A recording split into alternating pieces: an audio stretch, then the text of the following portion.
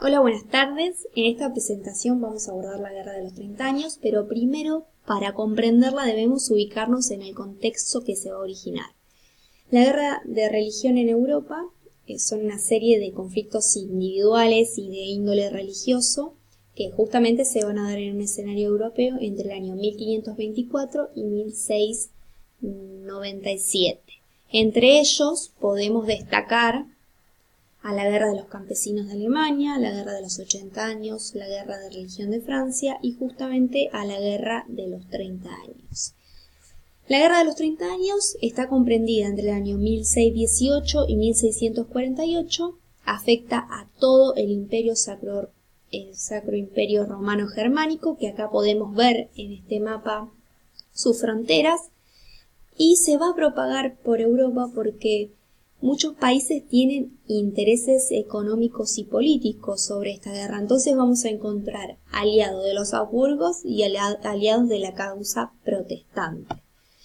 Entonces, si tendríamos que definir a esta guerra, diríamos que es un enfrentamiento de índole bélico que inicialmente tuvo intereses religiosos, un simple enfrentamiento entre protestantes y católicos pero paulatinamente fue adquiriendo tintes políticos y económicos justamente por la intervención de los diferentes países europeos.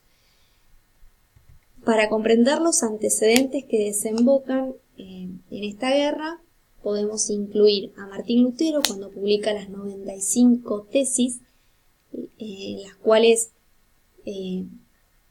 generan un fuerte enfrentamiento con la Iglesia Católica, provocan una ruptura y se va a propagar por toda Europa, y como consecuencia va a haber una serie de conflictos sangrientos que enfrentan a los protestantes y a los católicos, y por lo que luchaban era por la imposición de su propia religión como única, que no exista otra. Para el año 1555, Carlos V logra dictar la Paz de Habsburgo, la cual establecía que los príncipes podían elegir la religión que ellos creían adecuada para sus súbditos. Por lo tanto, el imperio queda dividido entre católicos y protestantes, y paralelamente surge la Liga de los Estados Protestantes y la Liga de los Estados Católicos. Entonces, permanentemente se estaba viviendo una situación de tensión, y a su vez, en el año 1617, asume como emperador del reino de Bohemia Fernando II,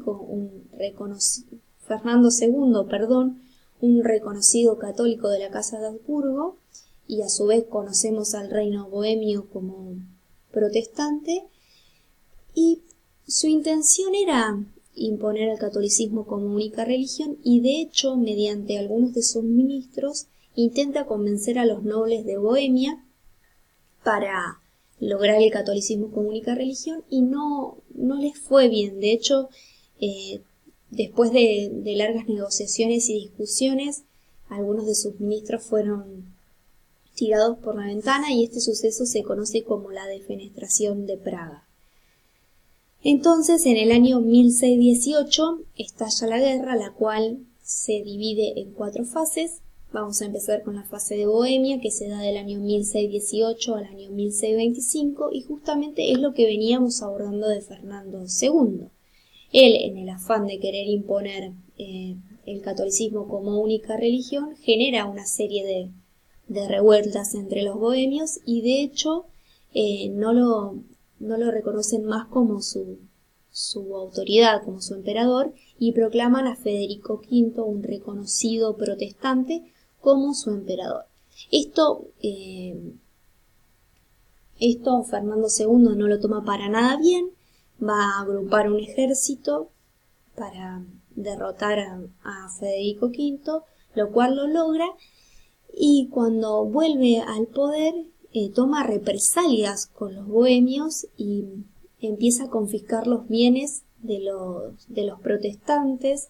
A su vez empieza a recuperar los bienes que se le arrebataron a la Iglesia durante los últimos 75 años, y va a seguir con esto de imponer el catolicismo como única religión, sin ningún tipo de libertad religiosa. La segunda fase es la danesa, que va del año 1625 al año 1629, y acá es cuando empiezan a entrar en juego los factores políticos y económicos. Cristian IV, rey de Dinamarca, se va a enviar uno de sus ejércitos al norte de Alemania a favor de la causa protestante porque estaba aliado con los Países Bajos y con Inglaterra. Entonces él termina siendo derrotado y firma la paz de Lucque porque la tiene que firmar porque estaban siendo duramente derrotados, y en esa paz de Lucque se establecía que Dinamarca no debía apoyar a los protestantes y que a cambio se le otorgaría seguridad para cuidar la integridad de sus territorios. Entonces se retiran del plano de esta guerra y se inicia la fase sueca que va del año 1630 a 1635, donde Gustavo Adolfo, rey de Suecia, lleva a su ejército, que para ese entonces no había un ejército tan disciplinado y profesional como este. En la primera batalla les va muy bien, y cuando estaban entrando en el corazón de Alemania, sucede que el rey muere y bueno, y tuvieron que retroceder.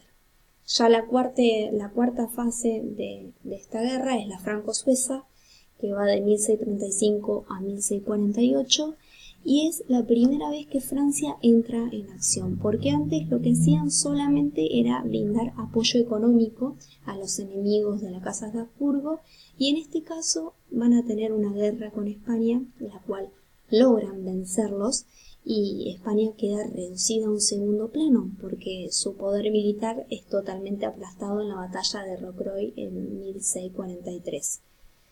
Entonces ya todas las partes estaban listas para iniciar las negociaciones, y después de 5 años de intensas negociaciones se logra firmar la paz de Westfalia.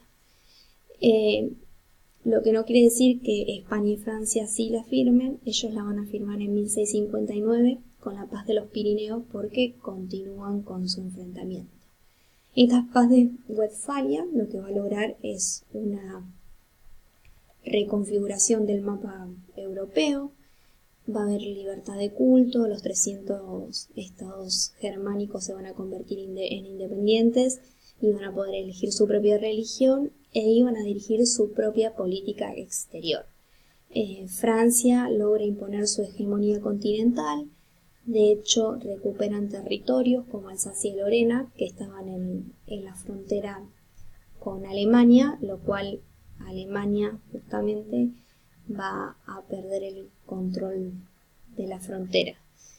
A su vez, se fortalece la idea de los estados-nación porque los príncipes habían logrado gran poder dentro de sus territorios, y por lo tanto el poder imperial entra en un deterioro muy notable. Entonces la guerra de los 30 años es un conflicto bélico de los más sangrientos que habían sufrido los europeos hasta ese momento. De hecho, la parte social sufrió mucho esto porque se cobraban altos impuestos para costear las guerras. En cuanto a lo demográfico, los índices de población bajaron notablemente. Y bueno, más allá de que la administración de los recursos militares haya sido muy buena y haya ejércitos profesionales, fue muy sangrienta, pero lo que se puede rescatar es que esta guerra sirvió para separar los asuntos religiosos y políticos. Entonces, además de que se reconfiguró un nuevo mapa territorial, se separaban dos poderes que hasta ese entonces estaban totalmente entrelazados. Bueno, espero que se haya entendido la explicación. Muchas gracias.